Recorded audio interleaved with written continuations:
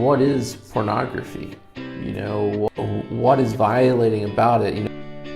Welcome to Recovery TV. I want to talk to you today about a major concern that couples are facing when it comes to pornography, and if it isn't addressed, it can be really detrimental to the relationship, so don't go anywhere.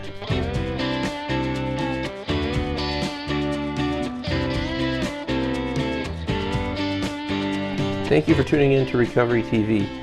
I think you're really going to find value in this episode as we tackle this issue of pornography and a major concern that I have with it. But before I get into that, I'm just going to remind everybody to please subscribe to our channel and click that bell so that you can be notified when more helpful videos are posted. So most of us are no stranger to the reality that pornography is very big in our culture, and it affects individuals and couples in very different ways. But there is a concern that I have that I'm seeing happen in couple relationships that if it's not addressed, it can really be detrimental to that relationship. And that's what I want to talk about today. And that major concern is the ambiguity of pornography. And so recently I did a live Q&A episode on our Facebook Live show called Recovery TV Live, where I answer some questions around porn and sex addiction. And one of the things I address is the ambiguity surrounding this concept that we call pornography. So I'm going to go ahead and roll that clip, and I hope that you find the information there helpful. There's a lot of ambiguity to it, and I think that's why it's so complicated relationally. What is pornography? What is violating about it? It's real people, but they're also pixels on a screen. Am I bothered more by the social justice element of it, that these people are being exploited and sex trafficked? Or am I bothered more that the fantasy is being played out in real time, and I'm drawing pleasure, or someone I know, or someone I love is drawing pleasure from that? One thing I challenge ministers in a lot, because a lot of them are doing premarital counseling.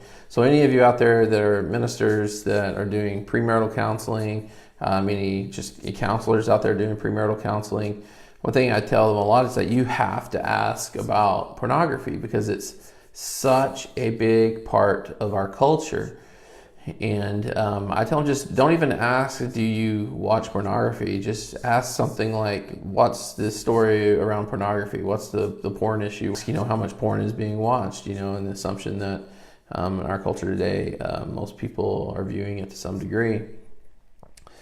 So it's a really important question to ask, but even more importantly, after it's asked, is to have them define it.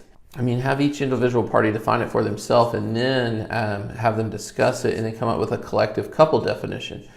Because I think embedded in the word pornography is some kind of violation. That's how it feels anyways, right? And maybe that's how we shame the word or things like that, but it implies there's some kind of violation, and the couple really needs to identify where that is. That way they'll know how to create the rules and the boundaries in their relationship when it comes to porn. So one of the common definitions that we've heard over the years comes from Chief Justice Stewart, who said we can't define pornography, but he can tell you it. He knows it when he sees it, basically. And that's kind of been the working definition for a lot of people. And what is important about that is a couple things. One, we need a better definition than that, But one thing that the Chief Justice, I think, was kind of reflecting on is the ambiguity of it. Like, he can tell you what it is for him, but it kind of is different for different people.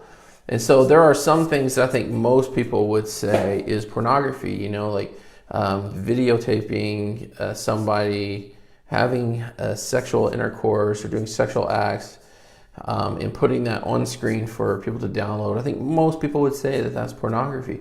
But what we get into is like some of the things that kind of border the edges of that, which is, like, what about Game of Thrones? Is Game of Thrones porn? That's porn for some people, and for some people it's just entertainment. So one of the biggest differences between sex addiction and porn addiction is really the ambiguity of it. What is porn addiction? Sex addiction, it's still got some ambiguity in it, but it's a little bit better defined. So I hope you understand what I'm saying in that clip, that Pornography, although it's very big and large in our culture, it's highly ambiguous. And it's really important that you and your spouse or partner define what pornography is to you individually, and then work together to define your collective definition. And that should help you do a better job of setting boundaries around this issue of pornography. Thanks again for joining me. I hope the information that you found in this segment of Recovery TV has been helpful to you.